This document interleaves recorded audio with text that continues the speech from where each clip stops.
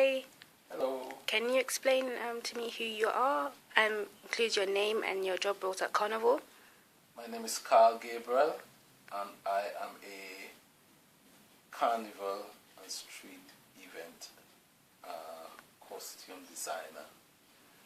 Okay, so how many times have you been to Carnival? I've been to Carnival at least 40 times. So can you remember what year you first attended Carnival? Yeah, I first attended Carnival, Notting Hill Carnival, in 1974. Did you participate in Carnival in that year? Yeah, the first year I went as a spectator, and I sort of just took some photographs of some of the costumes and the steel band and, sort of food stalls on that occasion. Okay, so can you tell me some of your job roles in Carnival and what they include? What I do today? All of them. All of them? Yeah. Well, they're different job roles. Right. One of my job roles was documenting Carnival, on film as a photographer. I did that for a few years. Then I moved on to designing and creating images, costumes for some of the bands. And I've got my own band as well. Okay, so how long did that take you to prepare? To prepare a costume, one costume could take about 5 weeks to produce one costume. In a band there's many different costumes, and it could take about 6 months to develop a whole band and to do all the different sections of the band.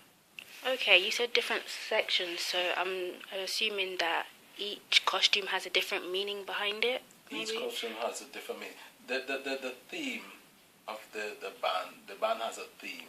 Right. And then in that theme there's different sort of sections. There's like a king and a queen, and the female individual and male individual, the adults, and it's the same in juniors as well. Okay. So it's quite a lot of pieces that one has to do to create a band. Then you've got what's called the floor members, which is like the multitude of just mass players. Okay, so I'm guessing that takes a lot of hard work and a lot of people in a team. Well, it does. Normally, it's a sort of community effort. Get people from the community getting involved and helping to produce what the floor members, as we call them. Okay, so how do you feel after you finished all of that preparation? Well, obviously, while you're working, you're tired and sort of exhausted and stuff. But after the event, it's a good feeling that you have achieved something. Okay, so can you tell me some of your favorite moments at Carnival? My favorite moments are when people appreciate the work. Sometimes when we're going through the streets of Notting Hill,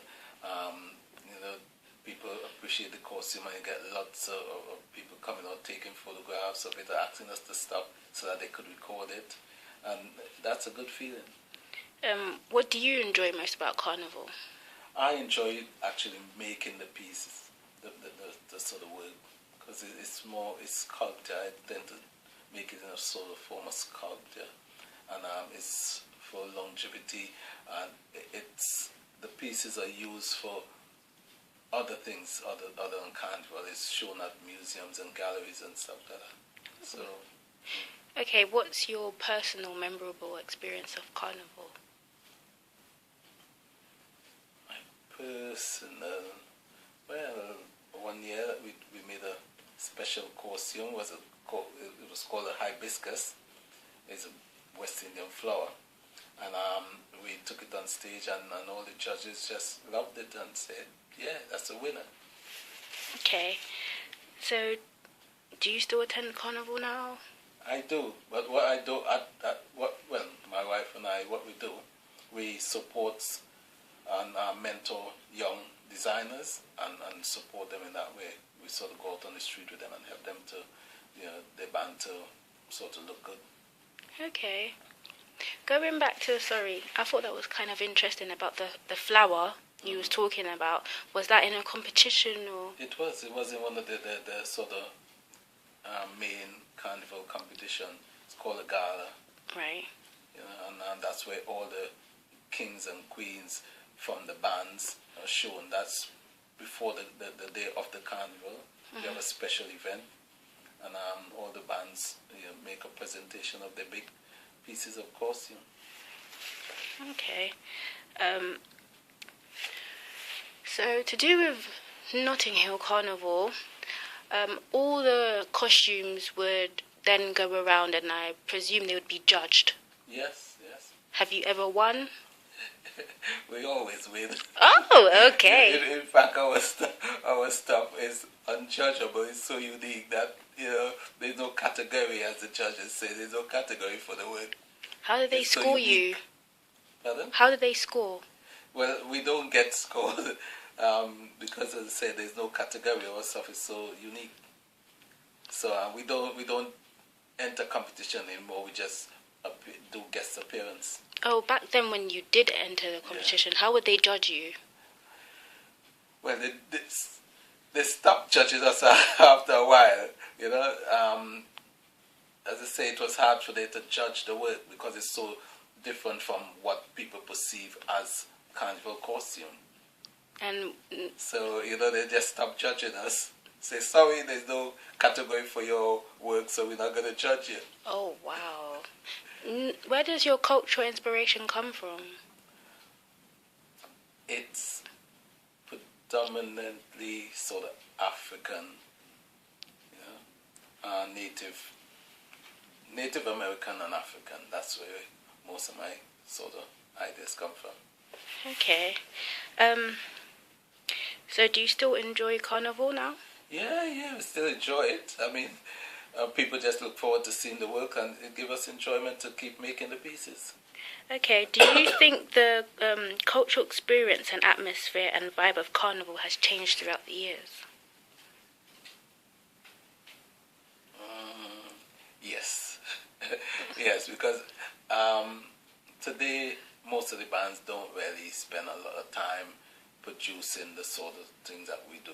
They do more sort of commercialized stuff. Sort of Brazilian type thing. Our stuff is deeper than that. It's art. It's all hand done.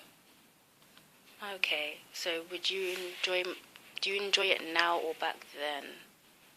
Okay, I got to answer it two parts. Back then it was good because we had the space and people appreciate the costume more. Now, it's not the same. We don't have the space that we used to have to display the pieces. So it's a little bit more difficult now because people don't really see the pieces in its beauty because the space is not there. Okay. We go through the street, but it's all crowded. Do you think in a few years' time there won't be any, I guess, models or elaborate costumes anymore? There'll be costumes, but it might be more dumbed down because people are not spending the time to produce the pieces anymore. Okay. Well, before you go, could you show me any pieces of your artwork? Because I'd love to see them. Well, there's a piece behind you. You can have a look at that. And what was the whole inspiration of an idea behind this one? Well, that is a sort of it's a hybrid of ancient America and what would we say? Egyptian, really. It's a mixture. Okay. And a bit of African as well. Okay. Well, thank you. Some of it is fantasy, as you say. Yeah. Okay. Oh, there's some more outside? Yeah, there's loads outside. Let me just take a walk and video record some of the artwork. You can explain to me. See this one represent carnival, all the different disciplines is. Oh, can you explain some of them? Yeah, as you see, this piece of the work depicts carnival. Right. This section is the steel band. Oh, yeah. This section here is costume. Okay. And the top part is music.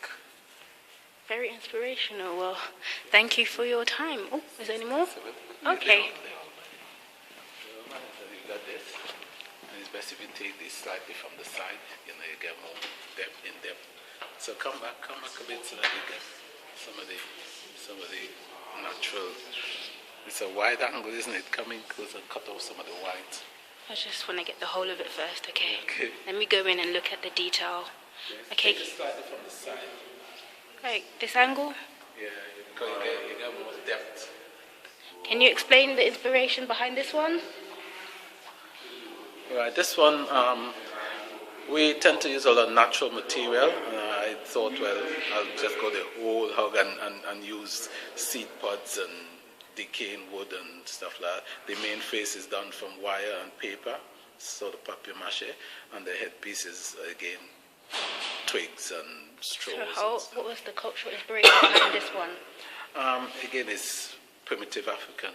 Yes. And it's the sort of stuff I like to do because of the texture and colors and stuff. Okay. The natural color.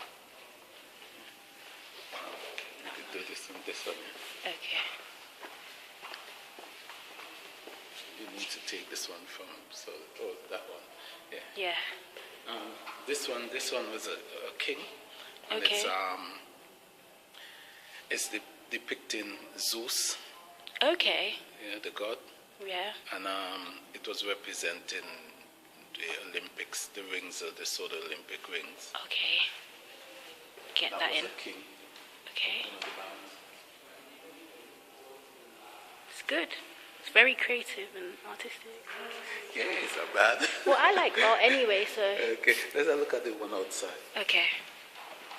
The one. And this is just one without the covering. Yeah. That's the wire structure. That is what's under the paper. Okay.